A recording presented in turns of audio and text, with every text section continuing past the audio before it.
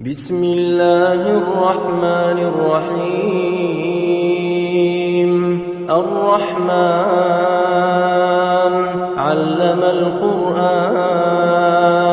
خلق الإنسان علمه البيان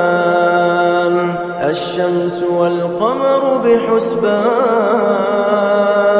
والنجم والشجر يسجدان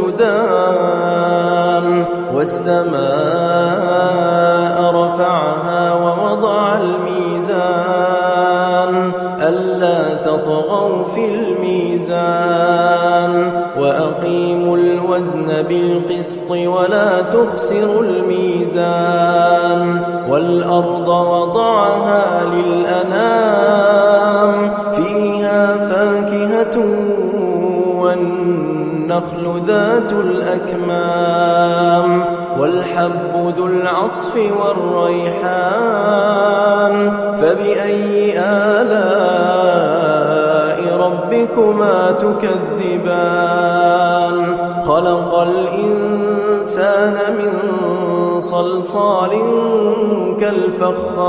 كالفخار وخلق الجان من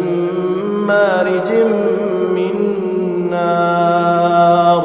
فبأي آلاء ربكما تكذبان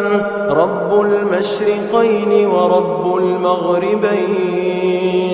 فبأي آلاء ربكما تكذبان مرج البحرين يلتقيان بينهما برزخ لا يبغيان فبأي آلاء ربكما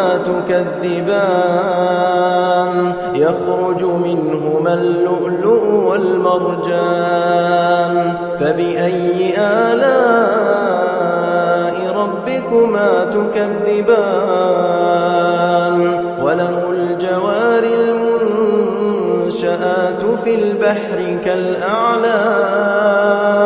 فبأي آلاء ربكما تكذبان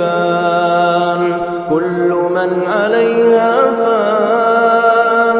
ويبقى وجه ربك ذو الجلال والإكرام